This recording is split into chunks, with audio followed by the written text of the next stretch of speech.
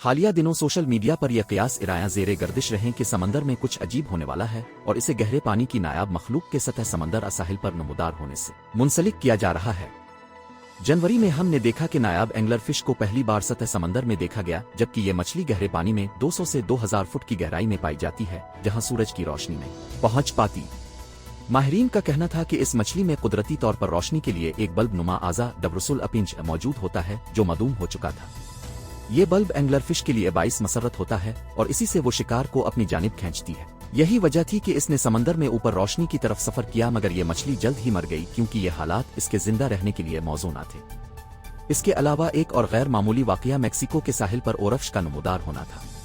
یہ نایاب مچھلی 15 سے 1000 میٹر سمندر کی گہرائی میں پائی جاتی ہے، جسے انسان شاذ و نادر ہی دیکھ پاتے ہیں۔ اس مچھلی کو ڈومس ڈے اورفش بھی کہا جاتا ہے، جو جاپان میں زلزلوں اور سونامی سے پہلے ساحل پر پائی جاتی تھی، لیکن ماہرین کا کہنا ہے کہ زلزلوں کا اورفش کے نمودار ہونے سے کوئی تعلق نہیں۔ جاپانی کہاوت کے مطابق اورفش خدا کا پیغام لاتی ہے۔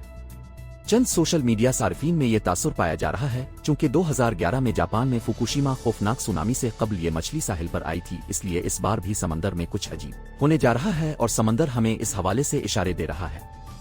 اس کے علاوہ 2 ہفتے قبل آسٹریلوی ساحلوں پر 150 سے زائد ویلز مردہ حالت میں ساحل پر پائی گئی ہے۔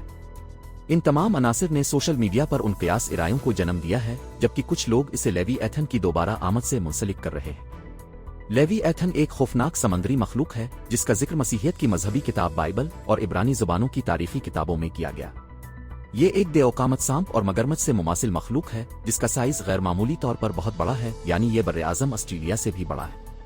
حالیہ سمندری واقعات کے بعد سوشل میڈیا پر یہ قیاس ارائیاں عروج پر ہیں کہ سمندری مخلوقات اس مخلوق کے خوف میں ساحل کا رخ کر رہی ہے۔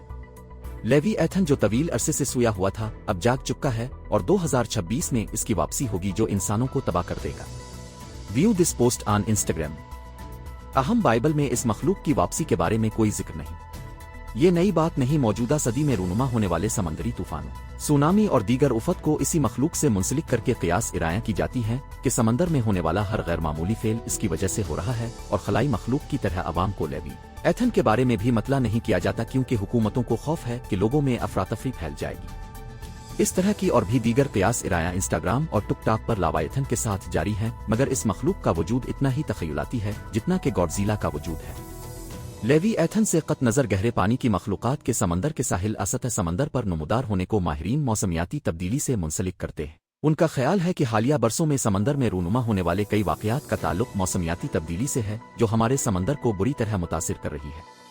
ویلز کی اموات کے حوالے سے ماہرین کا کہنا ہے کہ یہ سونر انٹرفیرنس کی وجہ سے ہو سکتا ہے، جس میں سمندر کی لہریں متاثر ہوتی ہیں، جس کی وجہ سے ویلز اپنے مخصوص راستوں سے بھٹک جاتی ہی۔ گلوبل وارمنگ کی وجہ سے وہ اپنے روایتی راستوں پر سفر نہیں کر پاتی اور ہجرت کے دوران وہ ساحل کی جانب آ جاتی ہیں جہاں وہ زندہ نہیں رہ پاتی۔ اسی طرح محققین کا یہ بھی کہنا ہے کہ چونکہ پورا سمندر ہی موسمیاتی تبدیلی سے متاثر ہے، اس لیے گہرے پانی میں بھی لہروں میں کچھ ایسی تبدیلیاں رونما ہو رہی ہوں گی جو اینگلر فش اور گہرے پانی کی دیگر مخلوقات کو نئے ماحول کی تلاش کرنے پر مجبور کر رہی ہے۔ یہ علامت ہے کہ گہرے پانی کا ایکو سسٹم تناؤ کا شکار ہے جس کے سنگین ماحولیاتی اثرات مرتب ہو سکتے ہیں۔ اہم تمام سائنسی دلائل کے باوجود ان قیاس ارائیوں پر یقین کرنے والے بہت لوگ ہیں۔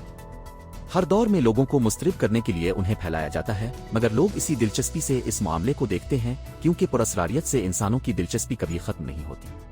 یہ کہانیاں دلچسپ ضرور ہیں، لیکن ہم آپ کو مشورہ دیں گے ان پر یقین کر کے نتائج اخذ کرنے سے گریز کیجیے۔